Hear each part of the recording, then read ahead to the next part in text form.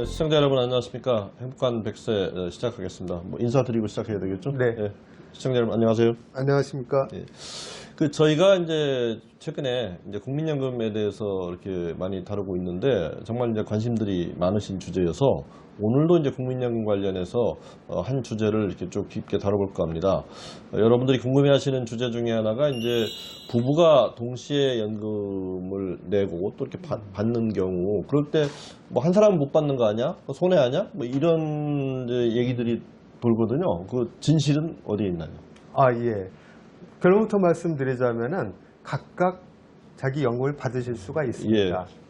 그 최근 들어서 이렇게 보면은 부부가 같이 경제 활동을 많이 하시잖아요. 예.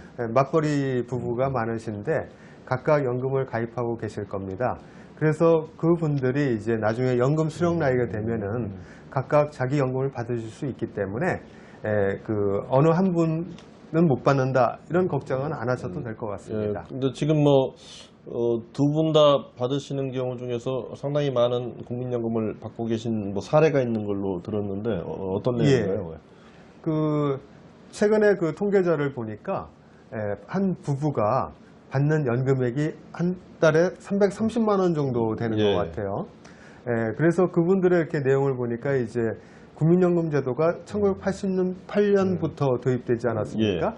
그때부터 이제 그 두 분이 같이 가입을 하셨던 내용인데요. 전체 가입 기간은 배우자분은 한 27년 가입하시고 본인은 28년 정도 가입을 했는데요. 각각 한 160여만 원씩 받으시더라고요. 그래서 전체 받는 금액이 한 330만 원 되는데 우리가 부러워하는 공무원 연금이나 뭐 교직원 연금 보면은 많이 받으신 분이 한 350만 원 받으시거든요. 그래서 국민연금의 어떤 부부가 가입했을 때 금액은 공무원 연금 수준 이상으로 되기 때문에 노후 생활 걱정은 안 하셔도 될 것 같습니다. 이 사례에서 여러분이 보실 수 있는 거 저희가 자주 강조드렸습니다. 역시 가입 기간이 길어야 한다. 네, 그렇습니다. 보여주는 것 같은데 이 부부가 이제 연금을 동시에 받는 경우가 사실 근데 조금 더 따지고 들어가면 경우의 수들이 좀 있습니다. 두 분이 동시에 받는 경우는 이제 지금 설명을 드렸고, 저희가 이제 삶이라는 게 그렇지 않습니까? 살다 보면, 어쩔 수 없이 또 이제 한 분이 먼저 또 돌아가시는 경우 이제 이런 슬픈 일들이 생기는데, 이제 그럴 때 그러면 둘 다 연금을 받았는데 한 분이 돌아가셨다. 그러면 연금은 어떻게 될까? 궁금하시죠? 우리 홍 대표님께서 한번 속 시원하게 대답을 해주시죠. 과거에는 이제 그 유족연금 같은 경우에 그 배우자가 돌아가시면은 그 예를 들어서 남편이 돌아가시면은 아내가 그 유족연금 받을 수 없었어요. 근데 이제 최근 들어서는 이제 비교해서 이게 받을 수 있거든요. 그래서 이제 본인의 연금액과 배우자의 유족연금액 이 비교해가지고 그 어떤 것이 큰 건지 비교해서 받을 수가 있는데 본인의 연금액과 배우자의 유족연금액과 비교할 때 본의 연금액에도 플러스 알파 되는 게 있어요. 배우자의 유족연금의 30%. 그러니까 내 연금을 포기하지 않고 같이 받는 경우는 이제 내 연금 플러스 배우자의 연금. 배우자의 예를 들어서 배우자가 100만 원 받고 있었다. 그러면은 내 연금액에 배우자 연금 100만 원에 30%는 30만 원을 내 연금액에 얹혀가지고 비교를 하시게 되는 거죠. 또 다른 경우가 있죠. 다른 경우는 이제 내 연금을 포기하고 배우자 것만 받는 경우. 그럴 경우는 어떻게 되나요?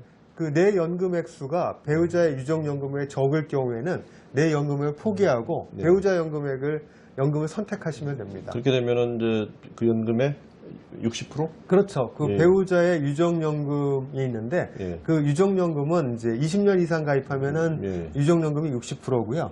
그 10년에서 20년 사이는 50%입니다. 그래서 배우자 연금액의 그 기본연금액이라고 하는데 그 기본연금액의 60%를 받으실 수가 있는 거죠. 그러니까 좀 알기 쉽게 정리해드리면 본인이 받는 연금에다가 배우자 돌아가신 분이 남긴 유족연금의 30% 이 두 개를 더한 금액하고 네. 내연금을 포기하고 배우자금만 순수하게 이렇게 받는 경우는 이제 50 내지 60%를 받게 되는 거잖아요. 네, 이 그렇습니다. 두 개 금액 중에 큰 거를 비교하셔가지고 한쪽을 선택하시면 그냥 되는 겁니다. 네, 그렇습니다. 그렇죠? 네. 예.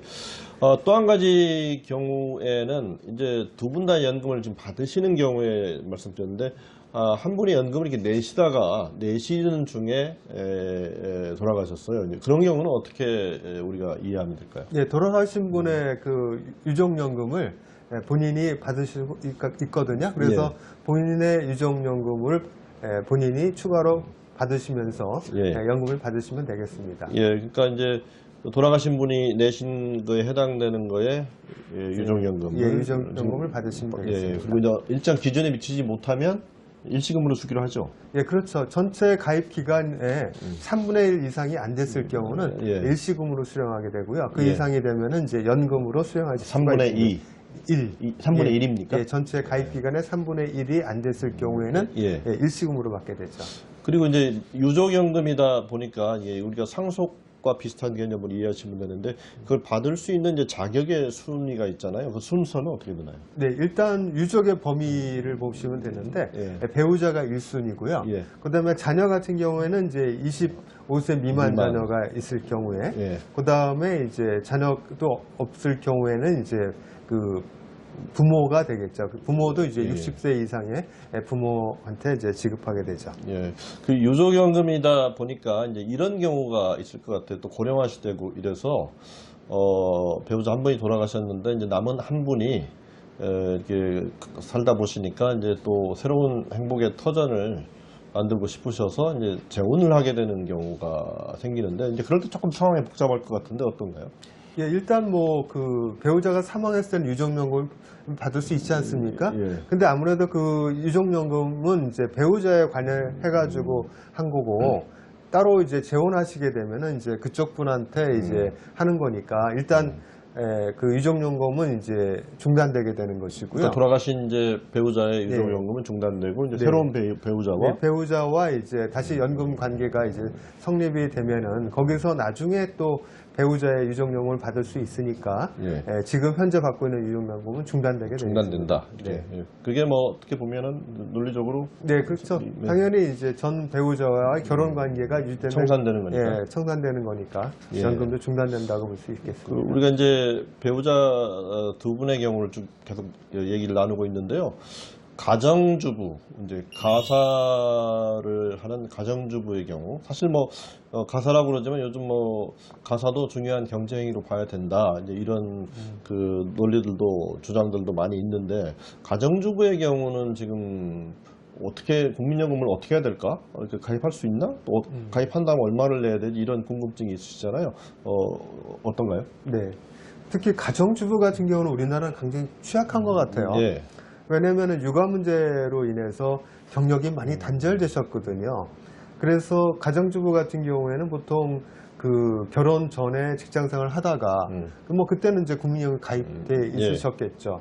그러나 이제 결혼을 인해 가지고 퇴직을 하고 국민연금을 가입을 많이 안 하셨어요. 그래서 그런 분들 같은 경우에는 직장생활 기간이 그때 뭐 4, 5년 정도 됐다면 국민연금은 10년 이상 돼야 연금으로 받으실 수 10년 있거든요. 이상이 돼야 되죠. 네.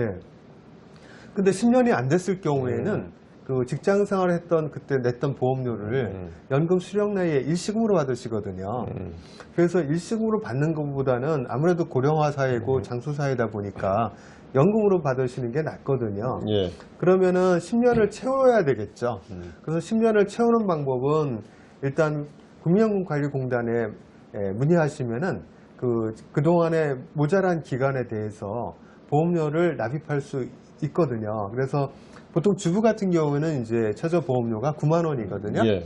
그래서 미납 기간 동안에 9만 원씩 계산해서 그 밀린 기간을 납입하시는 게 좋습니다. 그래서 연금으로 그것도 받으시면 우리가 임의 가입을 하고 하는 건가요? 그렇죠. 예. 주부는 이미 가입하실 수가 있고 예. 또 경력 단절 기간에 대해서도 또 추가 납부할 수 있고. 근데 보통 이제 우리가 과거의 경우 보면 이제 직장을 그만두는 경우에 이제 반환 일시금이라고 해서 그동안 냈던 것들을 돌려줬잖아요. 네, 그렇습니다. 그런 거는 어떻게 처리해야 되나요? 네, 1999년 이전에 이제 직장을 그만두고 이제 실업이 1년 이상 지속이 되면은 그동안 냈던 보험료를 반환받을 수가 있었어요. 그걸 예. 반환 일시금이라고 하는데 예. 그 돈을 다시 반납하는 거죠. 반납하면 그 이제 가입 기간이 살아나는 거죠. 예, 그렇어요. 예. 그렇죠. 근데 그게 왜 중요하냐면은 1999년 이전의 가입 기간에 대한 소득 대체율은 70%였었어요. 예. 지금은 점점 소득 대체율이 낮아지는 기간에 있는 거거든요. 예. 그래서 그때 반환일시금 받으신 걸 다시 반납하시면은 그 소득 대체율이 높은 기간을 반납하시게 되는 거니까 예. 그만큼 나중에 연금 수령액이 높아지겠죠. 예, 그러니까 이제 조금 쉽게 말씀드리면 여러분들의 소득을 연금이 대체해주는 비율이 높았을 때 70%일 때에 넣었던 국민연금이니까 네. 그거를 그대로 다시 반환하시면 그 조건이 네. 그대로 살아나는 겁니다. 네. 본인한테 유리한 거죠. 네, 그렇죠. 예.